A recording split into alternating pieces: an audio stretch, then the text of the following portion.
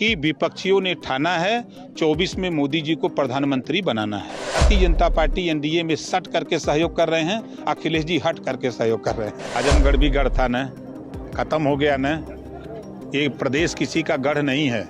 तो सपा वाले 125 पा गए, अब तो हम उनके सामने से हट गए, अब वो कहाँ जाएंगे। जब सपा से गठबंधन था तो आपने एक बयान दिया था मैनपुरी में कि योगी जी और मोदी जी को छठी का दूध पिलाकर उनके घर भेजेंगे।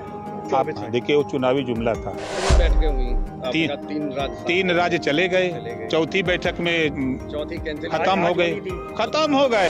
अखिलेश यादव जी के बयान, गठबंधन है, कांग्रेस चालू पार्टी है, कांग्रेस को वोट मत देना, कांग्रेस जो है भाजपा की समर्थन करती है, उनका बयान है। और कांग्रेस का बयान क्या आया कि समाजवादी पार्टी बी टीम है। अखिलेश जी का कहना यह है कि भारतीय जनता पार्टी ताकत में रहेगी तो हमारी पार्टी जिंदा रहेगी, कांग्रेस बढ़ेगी तो सपा खत्म होगी। अखिलेश जी 8 बार बदले तो एको बार नहीं पूछे।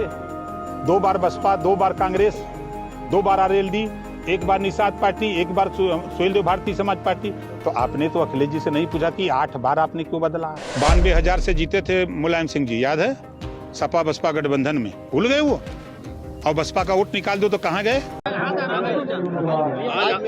आज मैनपुरी की जो सभा है, क्या संदेश है उसका, क्या किस संबंध में जनसभा किया गया है आपके? देखिए, आजादी के बाद कांग्रेस की सरकार रही, सपा की सरकार रही, बसपा की सरकार रही, और आज भी बंजारा के बस्ती में चले जाइए, कश्यप की बस्ती में चले जाइए, पाल प्रजापति बघेल के यहाँ चले जाइए, नाई गोंड लोहार के यहाँ चले जाइए, आज लोध के यहाँ चले जाइए, रास्ते के लिए लोग तरस रहे हैं। आज जो 27% आरक्षण 1993 में लागू हुआ, आज अपने मैनपुरी में उठा के देखिए, कश्यप को हिस्सा नहीं मिला, पाल को नहीं मिला, बघेल को नहीं मिला, कश्यप बिंद को नहीं मिला, चौहान को नहीं मिला, नाई गोंड को नहीं मिला। ये क्यों, ऐसा क्यों भेदभाव हो रहा है? तो इनको जागृत करने के लिए हम लोग इसी तरह छोटे छोटे कार्यक्रम करके लोगों को जागृत कर रहे हैं कि आप अपने हक के लिए लड़ो। कल तक आप अंग्रेजों के गुलाम थे, आज नेताओं के गुलाम हो, उस गुलामी से छुटकारा लो अपने हक हिस्से के लिए। जो आज देश में गरीबों के उत्थान के लिए जो योजनाएं बन रही हैं, वो योजनाएं सरकार की, चाहे केंद्र की हो, चाहे प्रदेश की, चाहे माननीय नरेंद्र मोदी जी के यहाँ से हो, चाहे माननीय योगी जी के यहाँ से हो, दोनों योजनाओं लेकर के हमारे अधिकारी, हमारे नेता, मंत्री, विधायक सारे लोग गांव तक जा रहे हैं। योजनाएं अब पूरे प्रदेश के हर गांव तक जाकर के उनको लाभ दिलाने का काम किया जा रहा है। सपा का गढ़ है, क्या कहेंगे? चूंकि जिस तरीके से मीटिंग है, ये कहा जा रहा है कि भाजपा आगे करके जो है चुनाव लड़ना जीतना चाहती है। अच्छा ये बताइए, आजमगढ़ भी गढ़ था न, खत्म हो गया न। ये प्रदेश किसी का गढ़ नहीं है, ये पहले कांग्रेस का हुआ करता था। आप उठा के देखिए, ये कांग्रेस का गढ़ था पूरा प्रदेश, वो खत्म हुआ, फिर सपा बसपा, कुछ दिन सपा कुछ दिन बसपा। अब दोनों आप देख लीजिए, शायद ओम प्रकाश राजभर समाजवादी पार्टी के साथ नहीं रहे होते तो समाजवादी पार्टी को 47 सीट मिली थी, हम नहीं थे ना। हमारे जाने पर 125 पाए हैं, चाहे वो जितना बहक लें।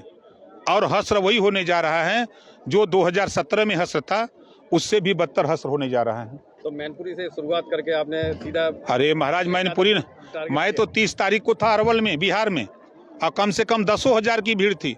आप यहाँ आप सुबह से यहाँ हो, आप देखो, हम 6 घंटे लेट है ना, लेकिन आपके सामने क्या नजारा, इनका प्रेम है नेता के प्रति, इनका है कि नहीं हमारा नेता हमारे लिए लड़ रहा है। तो हम पूरे प्रदेश में, यही मैनपुरी नहीं, हम झांसी, बांदा, चित्रकूट, हमीरपुर, जालौन, 7 जिले बुंदेलखंड जाते हैं। हम सहारनपुर, बागपत, शामली जाकर के वहाँ मीटिंग कर रहे। इसी तरह हम आपके एटा, इटावा, कन्नौज, कासगंज, कोई इलाका बता दो, कोई जिला बता दो जहाँ हम मीटिंग न कर रहे हों।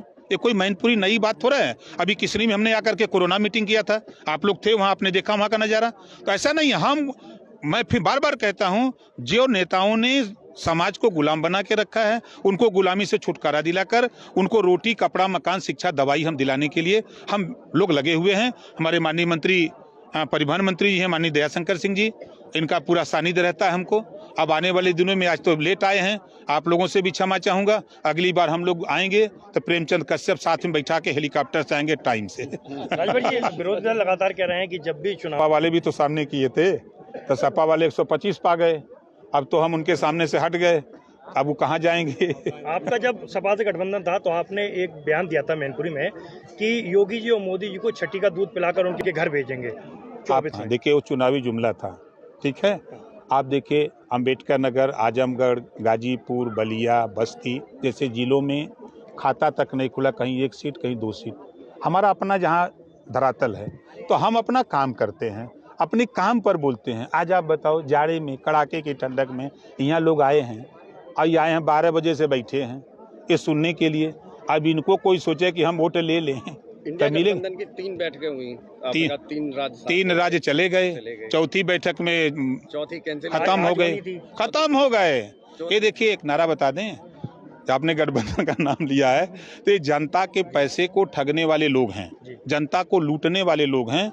इन लोगों ने एक बहुत बढ़िया नारा बनाया अंदर कि विपक्षियों ने ठाना है 24 में मोदी जी को प्रधानमंत्री बनाना है। विपक्षियों ने उदाहरण देख लो, आपने भोपाल मध्य प्रदेश में अखिलेश यादव जी के बयान, गठबंधन है, कांग्रेस चालू पार्टी है, कांग्रेस को वोट मत देना, कांग्रेस जो है भाजपा की समर्थन करती है, उनका बयान है। और कांग्रेस का बयान क्या आया कि समाजवादी पार्टी बी टीम है। अखिलेश जी ने तो कहा है कि जहां भाजपा जीती है वो हमारे लिए गठबंधन मजबूत हो रहा है। देखिए, नहीं, अखिलेश जी का कहना यह है कि भारतीय जनता पार्टी ताकत में रहेगी तो हमारी पार्टी जिंदा रहेगी, कांग्रेस बढ़ेगी तो सपा खत्म होगी।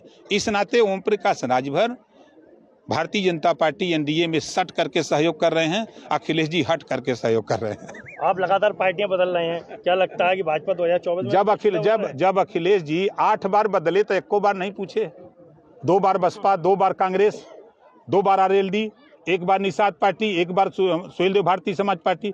तो आपने तो अखिलेश जी से नहीं पूछा कि 8 बार आपने क्यों बदला? मायावती जी का नहीं स्टैंड समझ में आ रहा है। अरे तो मायावती जी से पूछो भैया कि उनका हमसे पूछोगे। छठी का दूध क्या अखिलेश जी को पिलाने की तैयारी है आपकी? खाता नहीं खुलेगा। आजमगढ़ से लौट आए हैं ना, जो आप गढ़ कह रहे थे ना, आजमगढ़ खत्म हो गया, अब बचा उधर तो कुछ नहीं है। अब इधर हम आए हैं। मैनपुरी में आप धैर्य रखो ना, आप धैर्य रखो। ये जहाँ बैठे हो आप देख लो, सही बात बता रहा हूँ। ये जो लोग आए, मतों से जीती थी डिम्पल यादव, 92,000 से जीते थे मुलायम सिंह जी, याद है? सपा बसपा गठबंधन में, भूल गए वो? और बसपा का वोट निकाल दो तो कहाँ गए? नहीं, उपचुनाव और नहीं, देखो, जो आप डिम्पल की चर्चा कर रहे हो ना, आप वो अंदर की बात नहीं जानोगे। दिन में भाजपा के खिलाफ बोलते हैं अखिलेश जी, डिम्पल जी, और रात को दोनों लोग जाकर के योगी जी, मोदी जी को गुलदस्ता भेंट करते हैं कि शरणम गच्छामि। समझ रहे हो? चलिए।